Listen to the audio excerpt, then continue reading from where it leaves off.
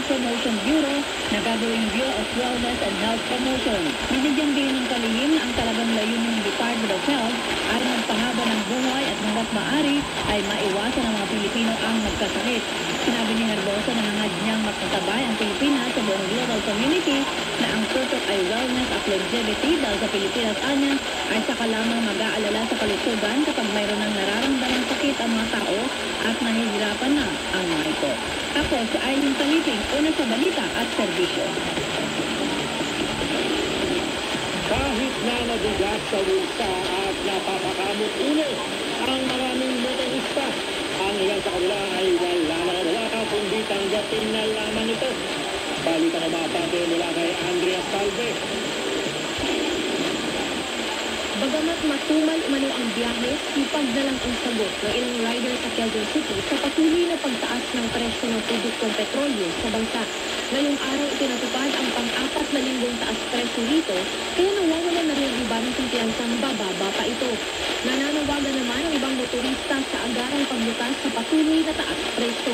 Kinukonsidera nila ang langis bilang isa sa dahilan kung bakit tumataas din ang presyo ng mga pangunahing bilihin sa bansa. Nila kung bababaan ito, magiging abot kaya rin ang mga bilihin. Narito ang ilang bahagi ng aming mga panayam. Wala naman nga wala na, automatic. Hindi naman mapipigilan tumaas yan. Sipag na lang din, kahit matuman. Kung pagkasang gasolina na yan, dapat alisin na yung bat. Ibat na, ibat ba yan? Para bumaba na ng gasolina, para na yun, yung lahat ng tao na yung diri. Wala din. Ako si Andrea Salve, una sa balita at serbisyo. Pinaghahanap ngayon na Philippine Coast Guard ang nawawalang mangingisda na kinikilalang si Jose Mondoniedo. Ito matapos tandaan sa pagitan ng kanilang bangka at hindi pa nakikilalang bangka sa Subic, Zambales. Ayon sa ulat ng PCG, nakaligtas sa kanyang kapatid na si Robert Mondoniedo matapos lumapit sa kanilang bayaw ng 3 araw. Sa iyon ay naglabas na ang PCG ng notice para sa mga manino at patuloy ang sinasagawang investigasyon.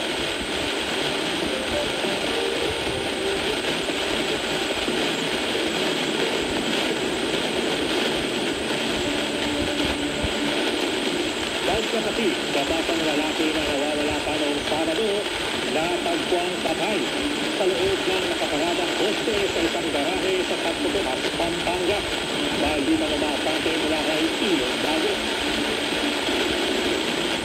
Natagpuan patay ang 2 bata sa loob ng isang kotse na nakaparado sa Bramping Lote sa Barangay Macas sa Santo Tomas, Pampanga. Ang Lunes ng hapon, ayon sa Santo Tomas Municipal Police Station, parang alas 13 na kahapon ang nadiskubre ng isang nangingitas ng sampalot ang bangkay ng magkapatid na may mga edad 5 at 6 na taong gulang sa loob ng kotse, hindi kalayuan sa kanilang bahay.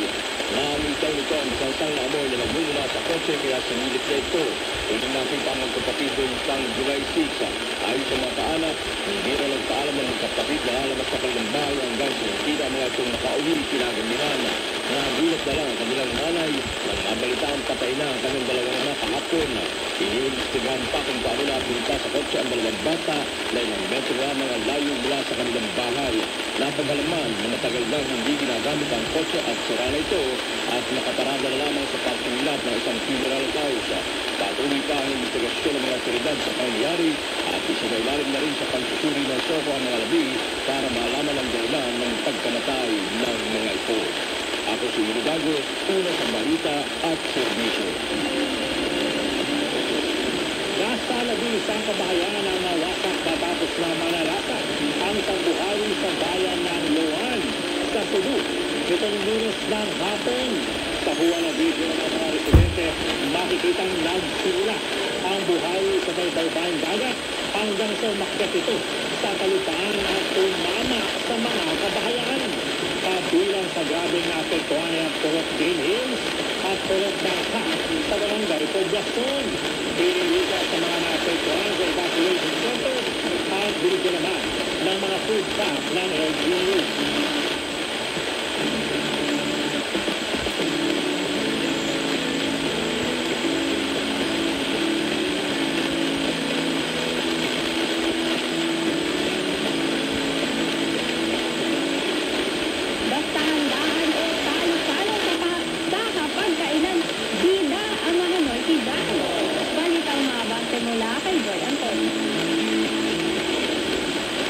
lampas kamay selebrasyon sa Pilipinas na saya. Ang mga Pilipino kasi ay namanggana ng may handa. Tulad na lang ng birthday line at first birthday, 7, 18, 15, o 16 na talaga namang pinaghahandaan na layo pa lang. Kung minsan nga isinungurutan pa para may tuwid ang handaan. At kung fiesta, syempre iba't-ibang protagonist ang makikita sa lamesa. Kanya-kanyang toka ang mga kapitbahay para lahat masaya. Mayroon ng inihaw na isda, lechong baboy, kare-kare, talbos, shanghai, manok, at marami pang iba. Samahan pa rin natutulid na banderita. Kung graduation, syempre may pahanda rin si nanay at tatay bilang selebrasyon sa pagtatapos ng anak. Kung may honor pa nga, mas may bago ang handaan. Hindi rin mawawala ang kalawagsan ng party bago magpasko at bagong taon. Kaya asahan nga sa bago ang handaan sa mismong araw nito. Ang mga Pilipino kasi ay likas ng salamin. Sa paghahanda, laging nandiyan ang mga bisita at pamilya na laging nakakadagdag sa sayahan. Nakuha natin ang pagiging sayahan at pagpasalamat sa titlanganin ninyo. Kaya't nakasanayan na mag-celebrate sa iba't ibang mga pagyayari sa ating buhay. Pati nga promotion sa trabaho, pagpapanalo sa isang contest, pagpasok sa exam, o padiskilita, pinaghahandaan din. Ang mga malaking celebration na ito ay nagiging paraan namin pagkakaikulamali ng mga Pilipino sa komunidad. Isang paraan ito ng tanda ng ating mga namamas sa ating mga ninuno at pagkakita ng pagkakaisa. Para sa Abante Special, ako si Joe Antonio, una sa balita at serbisyo. Problema sa kawalan ng kuryente naging kulay pa para umasenso sa buhay ang isang lalaki turned negosante at dati. Balitang umaabate mula kay Edwin Garcia. Ang nado si Raymond Arizala, isang literal beneficiary ng solar plate sa Samayan ng Palanas Masmate, na gusto lang nasupit niya ang swerte sa solar power installations, resulta din ng matitinding problema sa kuryente ng nalabigan. Nakapagpatayo ng 2-story residential building, nakapundar ng 3 sasakyan at ang kasalukuyang organic farming na nilamantunin nilang mag-asawa na sumasabay na rin sa talo ng kanilang mga bagong pinagkikitaan. Sina Raymond at Garlic ay nagmula sa pamilya ng mga magsasaka sa barangay Santa Cruz, lugar ng Palanas, Masmate, na sa kanilang sinupaan na nagsasama sa hirap at ginawa ay magkatimbang nilang nabuo ang solar business na hindi nila pinakalang magdadala sa kanila ng biyaya. Maliban sa kanilang sarili, ay nakapagbahagi na rin sila ng trabaho sa iba na nagsimula sa isang tindahan na ngayon ay meron ng iba't ibang branches sa mga lugar ng Masmate, mga trabahador sa organic farming at mga empleyado sa kanilang solar power installations. Ibinahagi na Raymond ang inis na kanilang hirap bago ang lahat na ito dahil sa kanya ay tiyaga at lakas ng loob ang kaagapay nila sa mga hindi pag-aanong nagtiwala sa kanila noon na ngayon ay suki na nila sa sustainable solar power kung saan hindi lang sa installation ang tatapos ang lahat, kundi sila rin ang gumagawa ng repair sa mga solar plates na nakasalang sa init ng araw at ulan sa mga bubong ng bahay. Hindi naman inisang damit ni Raymond at Garlic ang kompetisyon sa negosyo sa mga immersible na solar installation na tulad ng kanilang napalago. Lahat ay masasalamat ang kanilang suki na ang billing ay walang hinuman para doon sa kanilang napailawan at malalayan sa gitna ng matinding problema ng kuryente sa Masmate noon na naging butas di naman para sa isang patas na ideya kung paano marating ang estado ng buhay kung anong meron sila ngayon. Ako si Edwin Garcia, una sa balita at serbisyo.